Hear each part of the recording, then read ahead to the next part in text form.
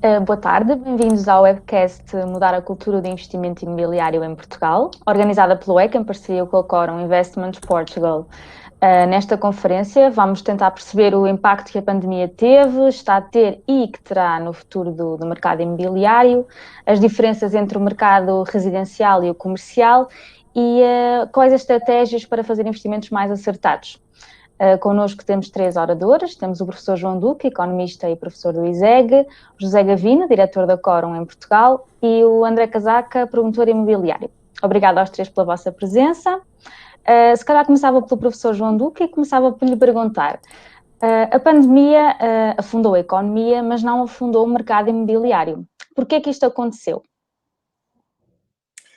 Bem, deixe-me acrescentar ainda, ou pelo menos de uma forma que tenha acompanhado, quer a quebra da faturação em geral das empresas, quer o crescimento da economia em Portugal. De facto, aquilo que se notou foi aqui ou acolá uma certa redução, ou pelo menos um abatimento no crescimento daquilo que eram os preços que estavam a verificar no mercado, mas há uma coisa que os promotores imobiliários e a economia em geral observou, é que a utilização dada ao imobiliário, pelo menos no momento atual e nos meses que se vão adivinhar, vai ser muito diferente. E, portanto, isto significa que, dependendo dos segmentos, nós temos diferentes comportamentos. Por exemplo, o mercado de escritórios, o mercado de escritórios, desde que as empresas não tenham cessado a sua atividade, continua a ocupar e, portanto, paga a renda, portanto, o rendimento que vem desses imóveis mantém-se mais ou menos, digamos assim, protegido. Já o mercado de arrendamento, por exemplo, de curta duração, que estava muito vocacionado para o turismo, esse foi profundamente afetado e, portanto, o rendimento que se tinha desse tipo de imóvel caiu significativamente. E, portanto, em alguns casos, parou completamente e nunca foi retomado. Portanto, nós estamos a falar de coisas muito diferentes, de segmentos muito diferentes e de investimentos muito diferentes. O que é facto também é que, do ponto de vista do investimento, e porque a alternativa tem sido, tipicamente os portugueses, muito concentrada ou focada nos depósitos, e essa alternativa, cujo rendimento é praticamente zero, é nulo, a alternativa do imobiliário parece ser particularmente atrativa, pela segurança que tipicamente tem dado historicamente à aplicação que se tem feito, e, portanto, de alguma maneira, há uma proteção quase que natural para este investimento. Diria que a própria materialização do investimento num ativo corpóreo muito visível, muito real, e muitos destes ativos muito recentemente restaurados e, portanto, modernizados, etc., dá alguma segurança a esse investimento. Se calhar, André Casaca, eu passaria para si e, portanto, perguntava-lhe, estando o André dentro do mercado e no terreno, dada a sua experiência e o conhecimento que tem, o que é que está a acontecer com os preços, tanto de transação como no mercado de arrendamento? Bem, gostaria de dizer também que existem aqui segmentos diferentes, como foi muito bem o professor João Duque, e, portanto, analisando principalmente o mercado residencial, o que nós temos sentido é, de facto, um abrandamento no número de transações.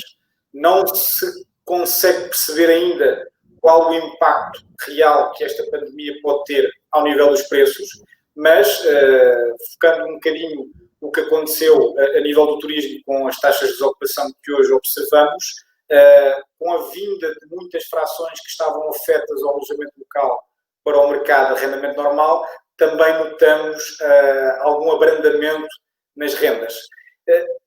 Depois, temos também que perceber os diferentes mercados.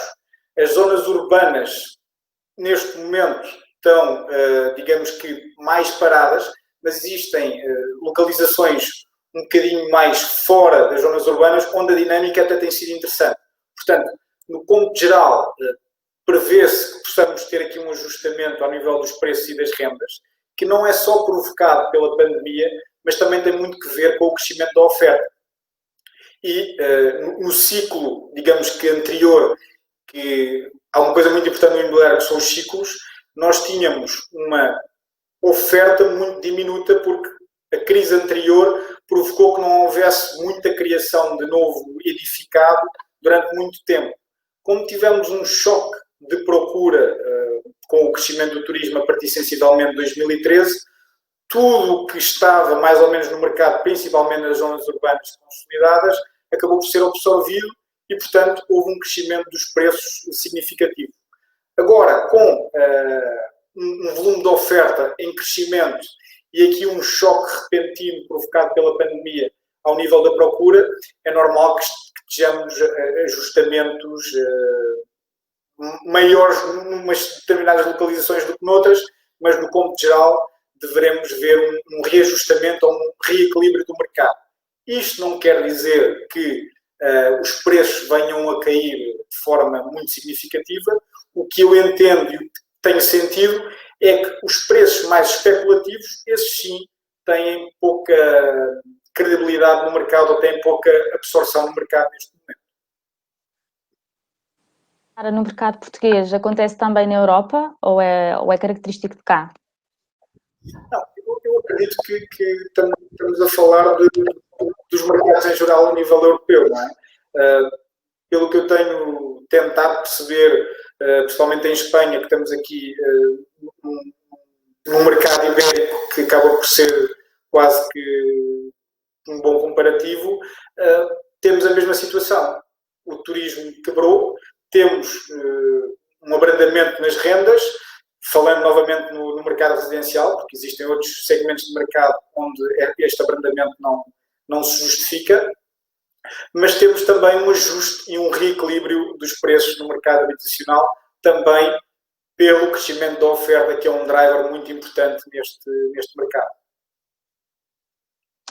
José, do lado da Quorum, perguntava-lhe se há quem continue a ver oportunidades de investimento no mercado, dado os impactos que a pandemia está a ter? Há boas oportunidades? É importante também definir o que é que são oportunidades. Para nós, oportunidades são basicamente ativos que estão desvalorizados ou mais desvalorizados do que aquilo que são o seu real valor.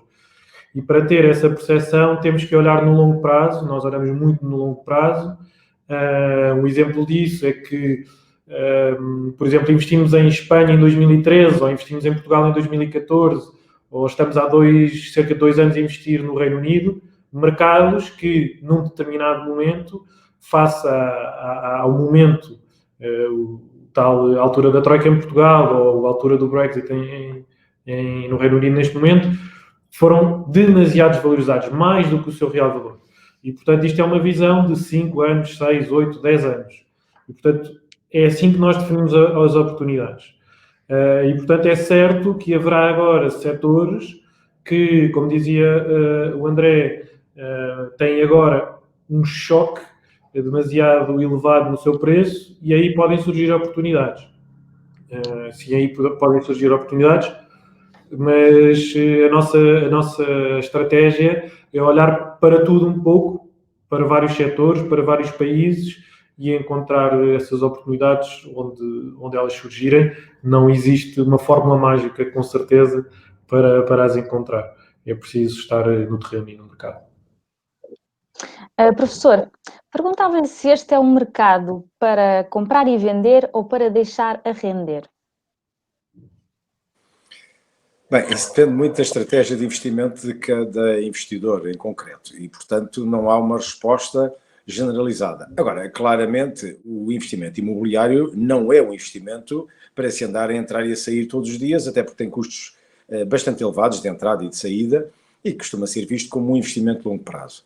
Em primeiro lugar, muitas famílias fazem um investimento para a sua utilização também, não é? Portanto, as pessoas não têm que ter ou serem donas proprietárias do edificado que utilizam na sua vida, como agente de família, mas muitas famílias fazem, e fazem, portanto, com uma perspectiva também de que estão a fazer um pé de meia, um investimento que mais tarde podem usar, por exemplo, quando se aposentarem. Muitos casais é o que fazem, vendem depois as casas e pegam nesse pecúlio que conseguem e juntam, digamos, ao rendimento que conseguem da sua pensão de reforma para terem uma pensão mais generosa ou até para acudir a alguma necessidade que tenham no final de vida. Isto é digamos, faz parte do ciclo. Nessa ótica é uma perspectiva de investimento. Quando estamos a falar de investimento de famílias como segundas casas, etc., estamos a falar de uma ótica um bocadinho diferente. E, portanto, tipicamente também associada a algum investimento, a algum prolongar do investimento no tempo.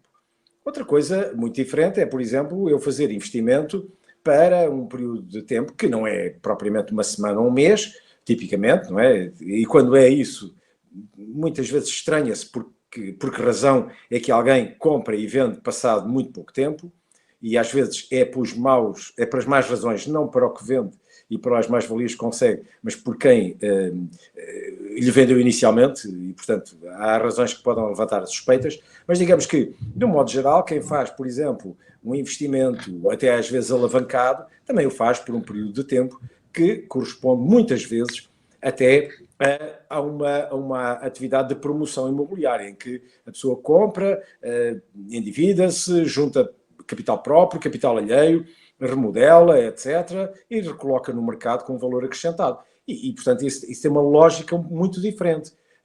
E há quem o faça, pura e simplesmente, para usufruir de um rendimento. O exemplo típico é os escritórios, ou até os espaços de garagem, etc. Agora, tudo eu diria que nós estamos agora a passar uma fase que é muito importante pela contingência que impõe, pela pressão que impõe e pelas respostas que são muito imediatas. E o mercado imobiliário demora muito tempo a reagir, a acomodar as expectativas, a alterar essas expectativas, particularmente em mercados como o português, que eu acho que tem uma tradição que é de enorme estabilidade. Aliás, comparando com a crise dos anos 2009, 2008, por aí, quando nós vimos o mercado português e o comparamos com o espanhol, vimos que reagiu de uma maneira muito diferente, ou com outros mercados, como o mercado americano, então não tem comparação. São mercados que reagem muito profundamente, muito negativamente, mas depois também têm valorizações muito significativas. O nosso mercado não é assim tipicamente. Os portugueses não têm trabalhado assim o mercado imobiliário e, digamos que foram muito, eu acho que até surpreendidos por uma corrida de capital estrangeiro com uma perspectiva diferente, com uma postura diferente e com uma visão diferente sobre esse investimento. E, portanto, isso também é salutar. Agora, no longo prazo, e para grande parte este período muito específico que estamos a viver, e que eu diria que vai demorar uns meses, um ano, digamos, há, a meu ver, um espaço para se alterar significativamente a ocupação do espaço. E isso vai alterar significativamente, a meu ver, aquilo que é a relação histórica da relação com o imobiliário e a forma como se ocupa o espaço. Isto vai ter consequências, acho que vão ter consequências muito grandes, porque são os sinais do tempo. Os sinais do tempo, olha, estamos a vivê-los agora, através de exatamente deste evento, que é um evento que é feito por via digital, há muita gente a trabalhar e que vai continuar a trabalhar remotamente, isto vai levar as cidades a reorganizarem-se. Se já se nota a diferença, como foi notado e bem, entre o mercado urbano e o mercado não urbano, essa diferença vai ainda ser maior, não sei em que sentido, se para o bem, por exemplo, para cima, para baixo, eu não sei, mas que vai haver aqui um espaço para se alterar a ocupação do espaço físico e, com isso, alterar até a relação de preços, eu estou seguro que isso vai acontecer. André, concorda? O André partilha da mesma opinião. Eu concordo plenamente com o que o professor João Lucas está a explicar. Nós estamos, de facto, aqui numa revolução, digamos assim, onde novos paradigmas se vão afirmar. Temos aqui um contra, que é o próprio ciclo imobiliário, que não é imediato, ou seja, para produzir ou para mudar o edificado, mudar os conceitos da urbanização, nós não podemos fazê-lo imediatamente. Portanto, vamos ter mudanças significativas, não vamos vê-las no imediato. Agora, o que, de certa forma, eu tenho sentido no imediato, em termos do que as tendências nos dizem, em termos de procura e dos movimentos das pessoas neste momento, é, de facto, muito provocado pelo medo e pela incerteza que vivemos. A adaptação a uma nova realidade e forma de habitar, forma de trabalhar, o espaço de trabalho vai ser diferente. Os próprios centros logísticos também terão que mudar, tendo em conta o crescimento do e-commerce, que é uma realidade que já, acredito eu, não vai recuar, vai se afirmar cada vez mais, e, portanto, temos que encontrar novas alternativas na própria organização das cidades e da forma como elas comunicam com os espaços envolventes, seja zonas suburbanas, sejam zonas não tão consolidadas ou até mais fora dos centros urbanos, ou chamadas zonas mais campestres. Portanto, aí eu acredito plenamente que vamos ter uma modificação muito grande e um ajuste muito grande na forma como o imobiliário é concebido, pensado e executado.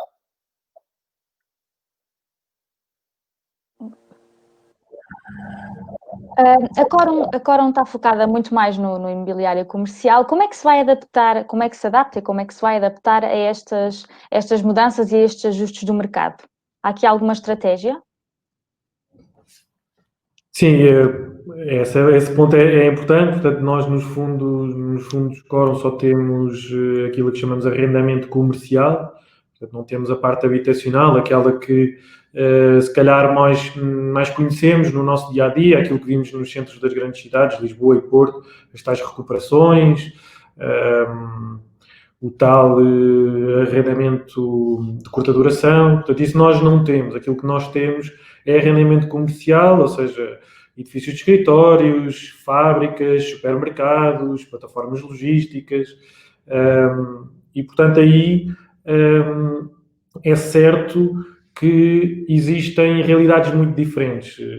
Isto para dar um bocadinho a ideia que nós temos um bocadinho de todos os setores, estamos em 16 países diferentes, portanto uma diversificação geográfica e setorial muito relevante, e continuamos a achar aquilo que eu referi um bocadinho quanto às oportunidades, ou seja, nós não acreditamos que o mundo mude de um dia para o outro. Temos que acompanhar o mercado, temos que acompanhar a evolução daquilo que está a acontecer, seja no e-commerce, seja esta dispersão, por exemplo, dos chamados Central Business Districts, que se fala muito hoje em dia, depois destes tempos em casa, que as pessoas perdiam muito tempo a viajar para os grandes centros financeiros e que podem ser distribuídos os escritórios por zonas mais limítrofes. Este é um dos temas abordados. Mas nada disto acontece de um dia para o outro. E nós devemos acompanhar o mercado, sim, mas o que acreditamos realmente é que o mundo não muda e os choques que falávamos há bocado, as desvalorizações em alguns mercados, são para nós as oportunidades. Eu dou um exemplo completamente fora do imobiliário, que é a aviação. Depois do 11 de setembro, nós dizíamos nunca mais vamos andar de avião. Depois do 11 de setembro, falava-se que as filas seriam intermináveis pelo controle, por termos que mostrar tudo o que temos na nossa mala, por não podermos levar líquidos. Bem, falava-se de tudo um pouco. E o que é que se viu depois do 11 de setembro? Os low costs cada vez mais de vento em popa, até o início do ano de 2020, claro, mas a verdade é que aquilo que nós vemos no momento, aquele choque do momento, não significa que o mundo passe do 8 para o 80. E, portanto, é exatamente essa forma que nós gerimos com muita tranquilidade, com muita cautela, com muita visão de longo prazo, e isso aplica-se aqui no imobiliário. Aplica-se ao escolher um edifício, por exemplo, que é aquilo que nós fazemos, baseado no seu arrendatário, num contrato de longo prazo, e, portanto, para nós, se o arrendatário for realmente muito sólido e tiver um contrato de longo prazo, é isso que nos interessa. É termos a garantia que vamos receber essa renda. E, portanto, a estratégia não passa por mais do que isto, pela diversificação geográfica e setorial e por um arrendatário muito, muito sólido. Depois, temos que acompanhar o mercado. Ou seja, volto ao ponto inicial, nós não vamos, com esta pandemia, mudar do 8 para o 80 a nossa estratégia, não vamos para a esquerda e agora mudamos para a direita, não. É uma estratégia de cautela, de longo prazo e baseada nestes pontos que dizia da diversificação e da capacidade dos arrendatários. Professor João Duque, antes de avançarmos, recuava aqui um pouquinho também para um enquadramento. O imobiliário comercial e habitacional podem ser considerados dois mundos à parte? Sim, de certa maneira é verdade, porque há zonas onde as pessoas não vivem, não vão residir, se forem únicas, no meio de escritórios, no prédio de escritórios, portanto não é fácil conjugar os dois tipos de participantes, digamos, ou de ocupantes, até mesmo dentro do mesmo edifício. Há situações que eu já vi hotéis em partes de edifício, em que parte do edifício é hotel e outra parte ou é escritório ou é habitação, é um bocadinho estranho, mas já vi isto, conheço casos. Como já vi edifícios onde são escritórios e habitação também, muitas vezes, quase que em Lisboa isto foi muito comum, os prédios foram passando de habitação a escritórios e foram partilhando essa utilização, mas há edifícios que são feitos de raiz em que são partilhados também os espaços. Mas normalmente trabalham-se os mercados até por aquilo que o André referiu, quer dizer, isto não é fácil modificar-se a utilização de um espaço edificado de um fim para o outro. Exige obras, exige planeamento, exige licenças, exige uma série de procedimentos que levam a que isto seja demorado.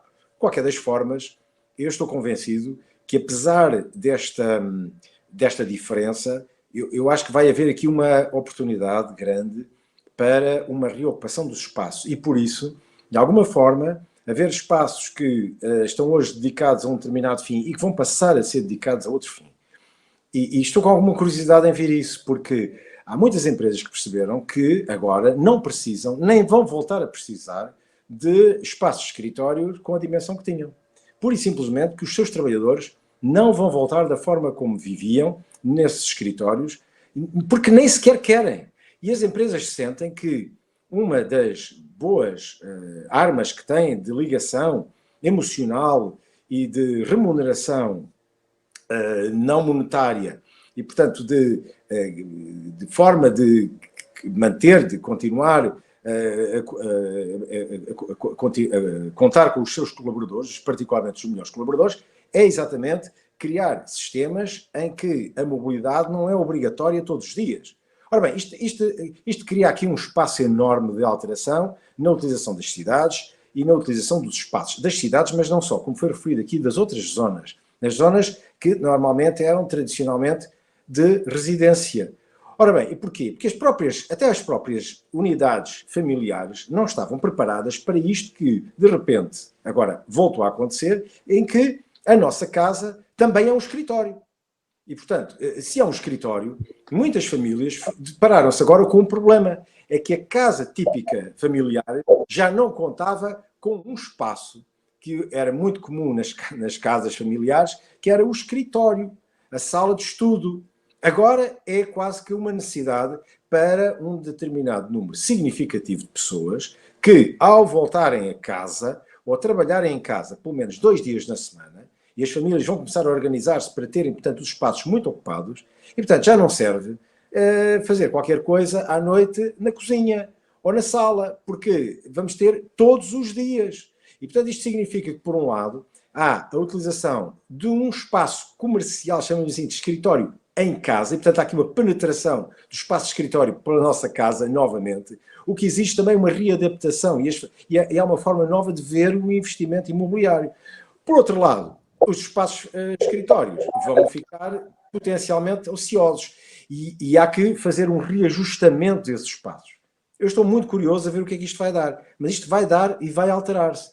Agora, vai demorar tempo, mas há uma coisa que para mim é óbvio, é que nós não vamos voltar à vida que tínhamos e vamos ter que reequacionar e redimensionar o espaço com os promotores, com os agentes do mercado, etc., de uma forma diferente. E tudo isto vai criar enormes oportunidades, eu estou convencido disso. André, o professor João Duque disse que está curioso por ver no que é que isto vai dar. Perguntava-lhe no que é que acha que isto vai dar?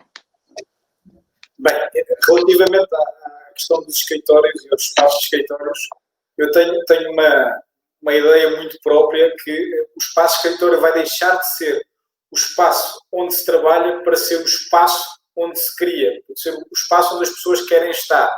Ou seja, vamos ter que deixar de ver o espaço de escritórios como um sítio onde há um determinado número de secretárias que várias pessoas ocupam e cada um desenvolve a sua atividade e pronto, é obrigatório lá estar. Portanto, vamos assistir eventualmente, na minha opinião, a uma mudança da concepção dos espaços de escritórios, quase numa lógica, da mesma lógica dos centros comerciais, onde vamos ter serviços dentro do edifício de escritórios que as pessoas podem usufruir para se sentirem bem, para não estarem, de certa forma, a sentirem-se obrigadas a trabalhar no escritório e quando têm que sair, de facto, de casa para ir para o escritório, seja um momento bom e não um momento de obrigação.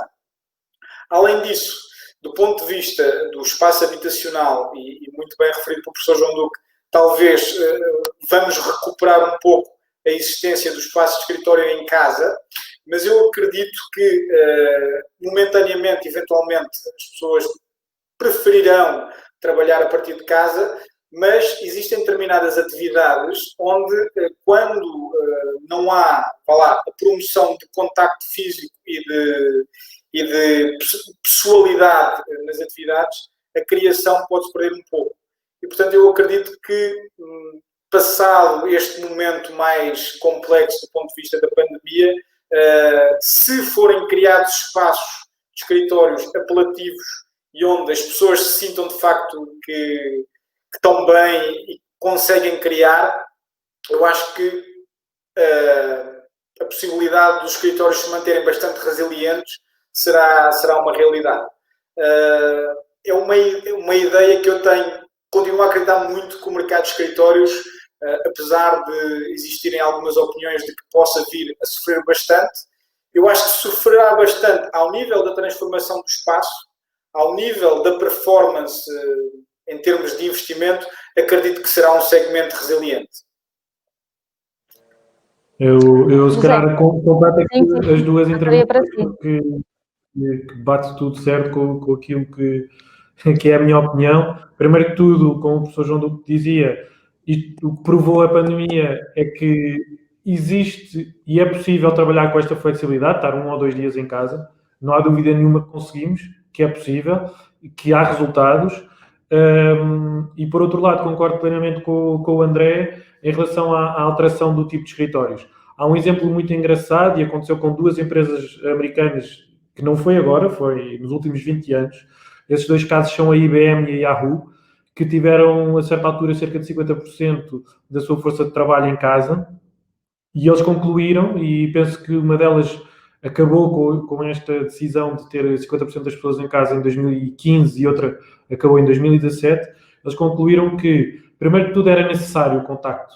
Esta coisa de começarmos uma reunião aqui em frente ao computador e daqui a 20 minutos ou daqui a 30 minutos desligamos e não há qualquer contacto pessoal, perde muito. E quem perde é a sanidade mental dos colaboradores.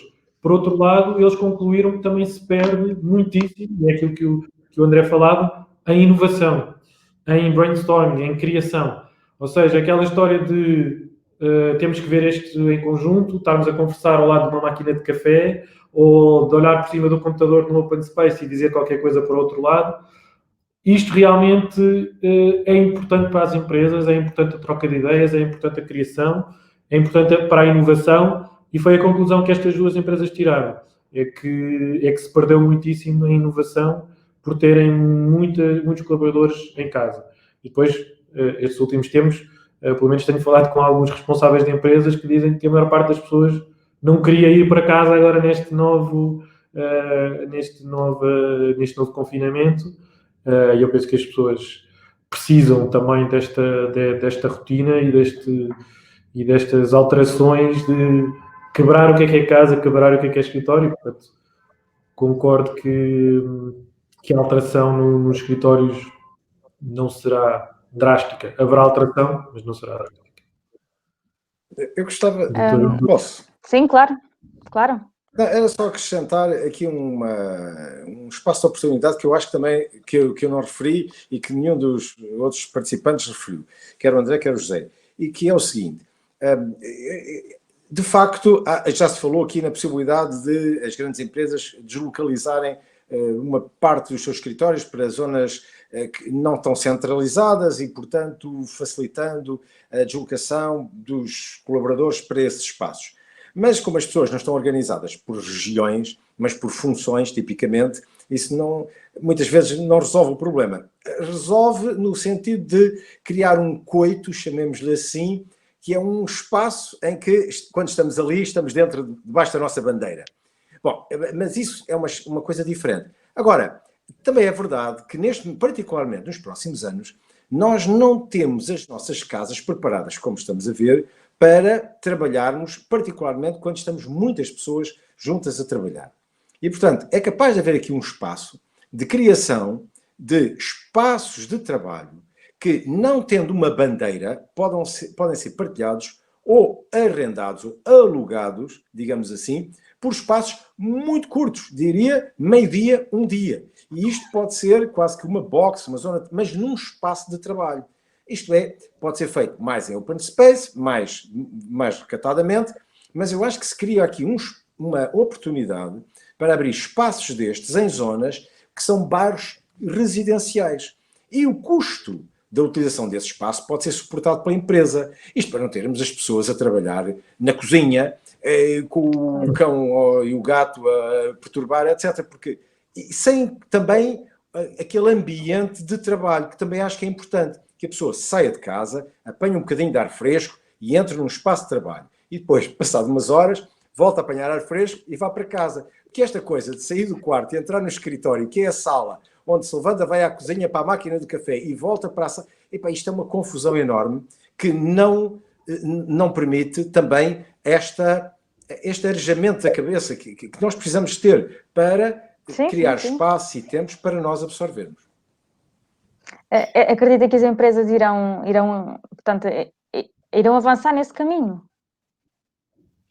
Quer dizer, eu não sou promotor imobiliário, mas eu claramente sinto isso, que há a possibilidade, a meu ver, interessante, de tentar arranjar espaços onde as pessoas podem trabalhar. Enfim, não é, como eu digo, debaixo de uma bandeira, mas é um espaço de trabalho. Isso é muito comum nos estudantes. Os estudantes, eu sei isto porque os estudantes, muitos deles não respeitam a bandeira da escola a que pertencem, a universidade a que pertencem. Então, no ensino universitário isto é frequentíssimo. Eles andam com amigos a estudar juntos em espaços de outras universidades, que são espaços abertos, são abertos a estudantes, vão para as bibliotecas públicas, etc. E, portanto, eles estão a trabalhar, sentem que têm um ambiente de trabalho, esse ambiente é produtivo, ajuda-os a concentrarem-se, porque eles veem mais gente a trabalhar e isso estimula-os.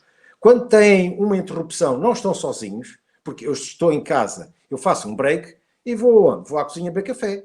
E lá está, não tenho ninguém. Nem que seja para falar de um outro negócio que me traz uma ideia para o meu negócio. Pode ser uma área completamente diferente. Eu acho que isto tem imensas vantagens, criar-nos zonas onde estamos a trabalhar, onde a cultura é a cultura de trabalho, não é a cultura da brincadeira, nem do descanso, porque o descanso é feito em casa. E, portanto, eu acredito que há aqui uma boa oportunidade, sim, para explorarmos, lá está, a utilização do espaço imobiliário de uma maneira diferente. Perguntava então ao promotor imobiliário, André, acredita que isto é possível de se alcançar? Sim. Uma das discussões que tem estado mais ou menos em cima da mesa para quem gosta de pensar um bocadinho em imobiliário desde março é de facto esta ideia que o professor João trouxe aqui à discussão, e muito bem, que é a possibilidade de testar ou criar quase que escritórios pop-up em zonas residenciais consolidadas e completamente fora da urbe, não é? Portanto, fora dos Central Business Districts, fora das zonas onde existem escritórios, mas que de facto possam ser utilizados e tenham todas as condições, quer do ponto de vista das conexões online, quer do ponto de vista da organização da sala, ter uma sala de reunião, ter os espaços de debate e discussão, com a máquina de café, etc. Portanto, para criar um espaço de trabalho fora do espaço real da empresa, mas que tenha todas as condições para as pessoas poderem trabalhar. E aí lá está. Estando em bairros residenciais consolidados, existe massa crítica para que haja alguma, digamos que dinâmica e que seja proveitoso do ponto de vista económico.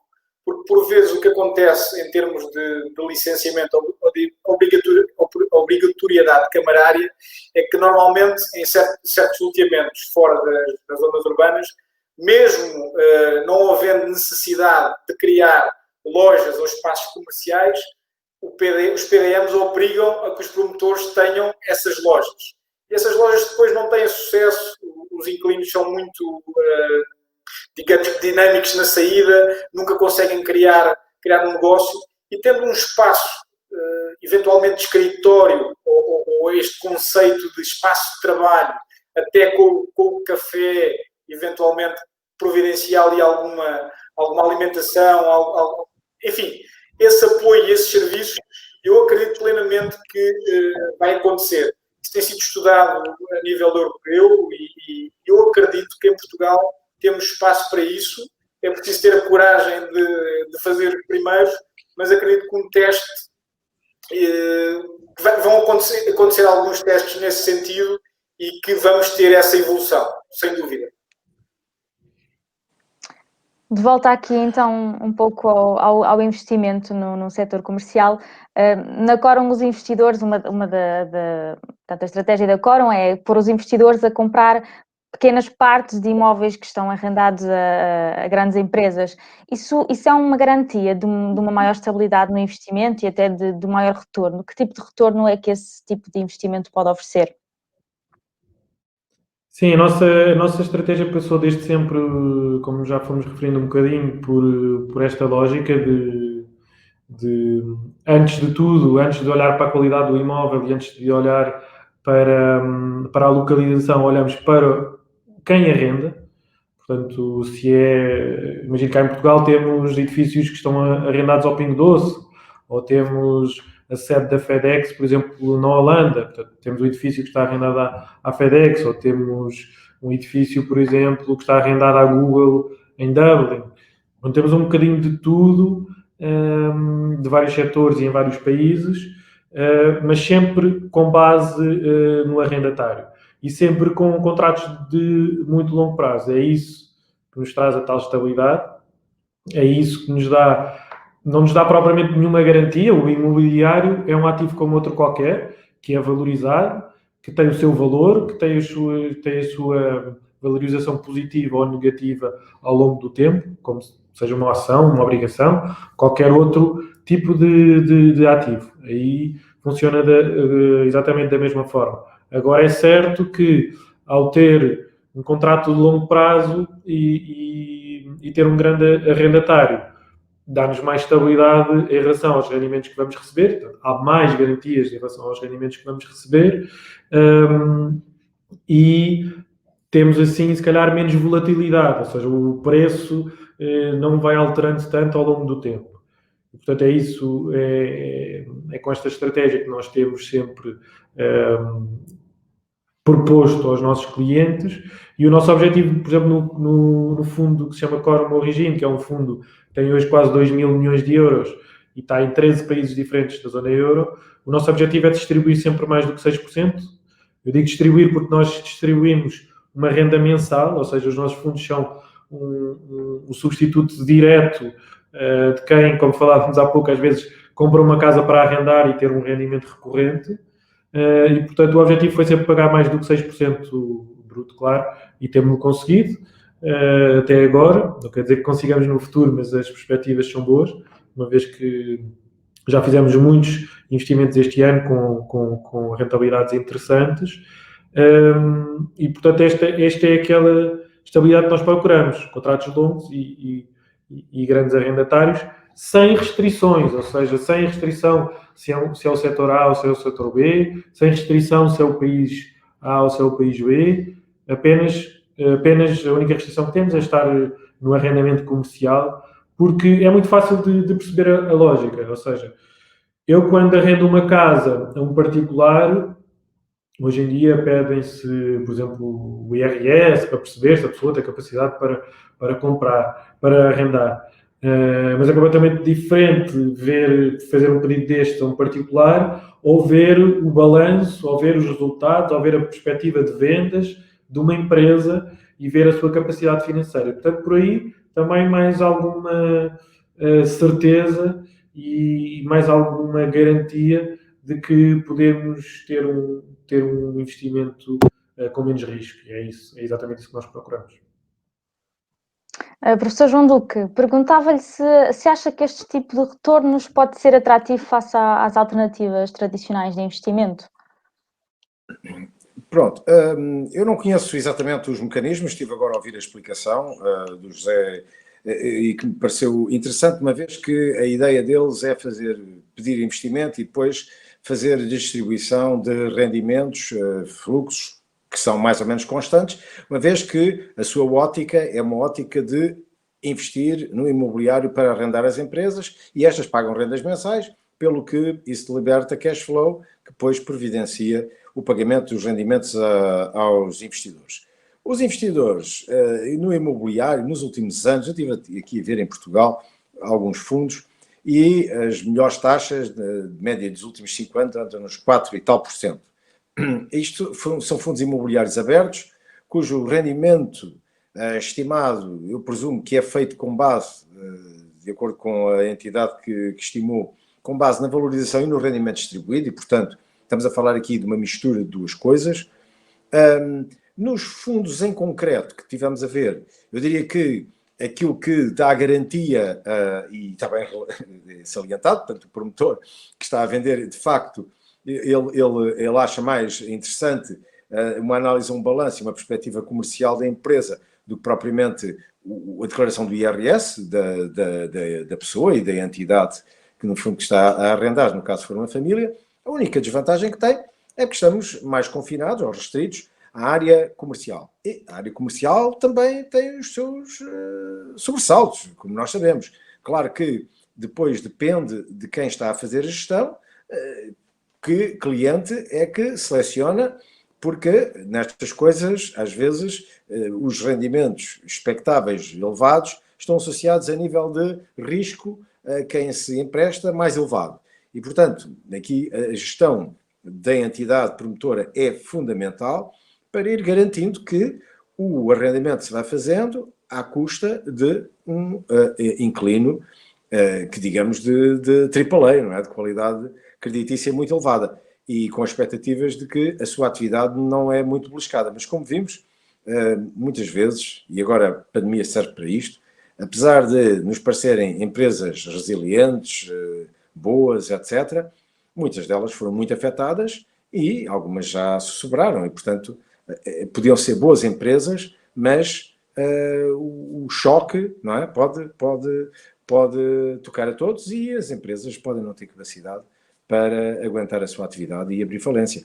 Eu não sei exatamente o portfólio, não conheço os clientes, acredito, porque ouvi que a Quorum é particularmente ciosa na escolha daquilo que são os seus clientes e, portanto, se estamos a falar de uma elevada qualidade creditícia de clientes, um cash flow com esta rendibilidade, bom, meus caros, isso parece ser um sonho, mas e espero que o vosso negócio continue a prosperar por muito tempo, mas de facto parece aparentemente muito atrativo. O José acredita que ainda há investidores que preferem os juros a zero da banca com receio de que os demais investimentos possam ser pouco transparentes ou até menos fáceis de entender? Sim, claro, eu acho que há vários fatores. É certo, e aqui o André poderá também ajudar-nos, é certo que nos últimos anos, 3, 5, 8 anos, a maior parte das saídas que vimos de dinheiro da banca foram saídas para o imobiliário, não foram para a concorrência, foram para o imobiliário. Agora, é importante em relação ao imobiliário, naturalmente a transparência, como em qualquer negócio. Em relação aos fundos, nem sempre foram geridos da melhor forma em Portugal, como é mais ou menos público, e, portanto, aí há sempre alguma preocupação com a transparência por parte dos investidores. E aí, por isso, em relação a isso, nós mostramos absolutamente tudo no nosso site. Por exemplo, pode ver quais são os imóveis que compramos, por quanto, a quem é que arrendamos, por quanto tempo, qual é a rentabilidade desse imóvel. Portanto, nós mostramos absolutamente tudo. Até costumamos ter lá um pinpoint do Google Maps e tudo. Portanto, mostramos absolutamente tudo e achamos que isso isso não é qualquer coisa de extraordinário, isso é uma obrigação que nós temos de mostrar absolutamente tudo, porque nós como investidores, queremos saber exatamente onde é que está o nosso dinheiro, né, e isso é importante. Em relação à balança que me coloca entre depósitos a prazo a zero ou outros investimentos, como por exemplo aqui o imobiliário, eu diria que há preocupação pela transparência, sim. Há também informação, é preciso que haja mais informação e mais comunicação em relação a outros produtos.